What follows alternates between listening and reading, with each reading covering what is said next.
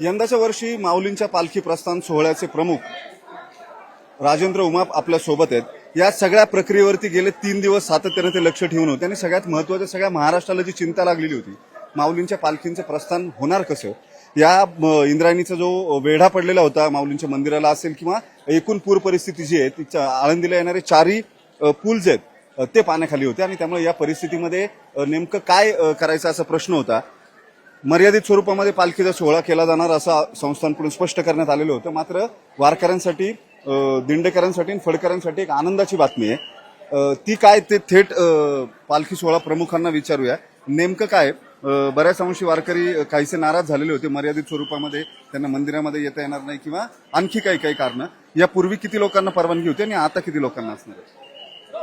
श्री संत ज्ञानेश्वर महाराज संस्थान कमिटी आळंदीच्या वतीनं आषाढी वारी प्रस्थान सोहळा 2026 आज 8 जुलै 2026 रोजी दुपारी 3 वाजता होणार आहे। यापूर्वी संस्थांनं पावसाची परिस्थिती, पुराची परिस्थिती लक्षात घेता जे काही वारकरी आहेत, जे श्रींच्या रथापुढील 1 ते 27 आणि श्रींच्या रथामागील 1 ते 20 व पोटधारक अशा एकूण 56 दिंड्या ज्या असतात त्यांना आपण दरवर्षी प्रस्थानच्या वेळेस प्रत्येकी 90 पास देत असतो। परंतु या परिस्थितीचा विचार करून आपण फक्त 10 पास देण्याचा निर्णय घेतलेला होता। सर्व वारकरी, दिंडेकरी त्यांनी त्याला मान्यता देखील दिलेली होती। परंतु पावसाची परिस्थिती लक्षात घेऊन पाण्याचा ओसर कमी झालेला असल्यामुळं आम्ही त्या ठिकाणी संस्थांचे सर्व विश्वस्त एकत्र बसलो आणि बैठक घेतली आणि त्या बैठकीमध्ये या ज्या काही मानाच्या 56 दिंड्या आहेत त्यांना प्रत्येकी 10 ऐवजी 50 पास देण्याचा आम्ही निर्णय घेतलेला आहे। त्यामुळे सर्व वारकरी, दिंडेकरी यांनी याबाबतची त्यांना व्हॉट्सअप ग्रुपवरती माहिती कळवलेली आहे। पास वाटपाचं देखील काम सुरू आहे। त्यामुळं वारकरी कुठेही नाखुश असणार नाहीये।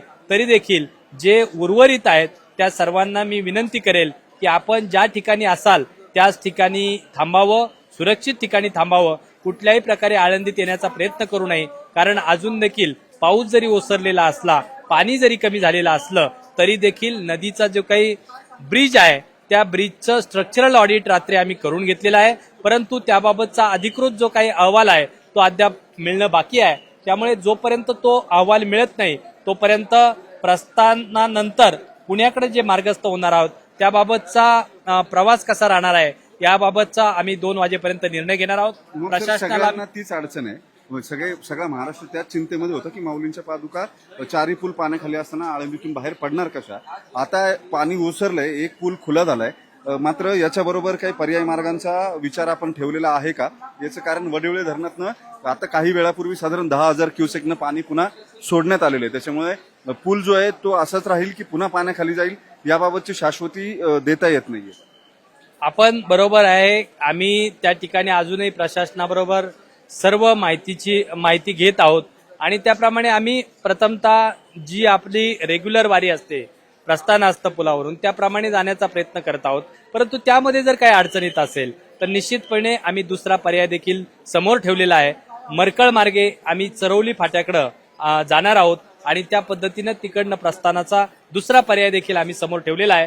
निश्चितपणे श्रींचे, माऊलींची त्या ठिकाणी पालखी व्यवस्थितपणे पार पडेल याच्यामध्ये आम्हाला कुठलीही शंका नाही। वारकरी जे आता आळंदीच्या दुसऱ्या बाजूला आहेत, नदीच्या दुसऱ्या बाजूला, त्यांना फार ओढ लागली मंदिराकडे यायची। देवस्थान समितीची आणि तुमची व्यवस्थापन समितीची आहे ती आणि प्रशासन यांच्यात काही चर्चा झाली आहे का? त्यांना इकडे सोडलं जाऊ शकतं का की त्यांनी तिथूनच पुन्हा पंढरपूरच्या दिशेने मार्गस्थ व्हायचं? आपण जर पाहिलं तर आम्ही 2 दिवसापूर्वीच सर्व वारकरी असतील, भाविक असतील, नागरिक असतील, या सर्वांना विनंती केलेली होती की आपण आळंदीत येण्याचा प्रयत्न करू नये। परंतु तरी देखील जे काही वारकरी आलेले आहेत त्यांची दर्शनाची व्यवस्था करण्याची जबाबदारी आमची आहे। त्याप्रमाणे दर्शन व्यवस्था सुरू आहे। दुपारी 12:30 वाजेपर्यंत आम्ही माऊलींचं दर्शन त्या ठिकाणी त्यांना घेता येईल अशा प्रकारची सर्व व्यवस्था केलेली आहे। सर धन्यवाद। राजेंद्र उमाप सर होते, माऊलींच्या पालखी सोहळ्याचे प्रमुख आहेत ते। यंदाच्या पालखी सोहळ्यासमोर सुरू होण्यापूर्वीच काही मोठी संकट आलेली होती। इंद्रायणीनं ज्या पद्धतीनं रौद्ररूप धारण केलेलं होतं, आळंदीला येणारे 4 मार्ग जे आहेत, पूल जे आहेत ते बंद झालेले होते आणि पालखीचं प्रस्थान होणार कसं असा प्रश्न सगळ्यांना होता। सुदैवानं माऊलींच्या कृपेनं पाऊस जो आहे त्यानं ओढ दिली आहे, नदीचा पूर जो आहे तो ओसरतो, एक पूल जो आहे तो खुला झालाय आता सगळ्यात महत्वाची बाब म्हणजे जिथं 10 दिंड्यांचे प्रतिनिधी असणार होते तिथं आता 50 असणार आहेत. त्याच्यामुळे पासेस जे आहेत ते द्यायलाही सुरुवात करण्यात आलेली आहे. आणि महत्वाची बाब म्हणजे जर आळंदीतून बाहेर पडणाऱ्या पुलांवरून प्रस्थान करता नाही आलं तर नव्या मार्गानं चरोलीच्या दिशेनं जो मोठा पूल आहे या पुलाहून पुन्हा पालखी जी आहे ती मार्गस्थ होईल असं राजेंद्र उमाप यांनी पालखी सोहळा प्रमुखांनी स्पष्ट केलेलं आहे. व्हिडिओ जर्नलिस्ट सचिन अन्साटेसह वैभव सोनवणे, न्यूज 18 मराठी, आळंदी.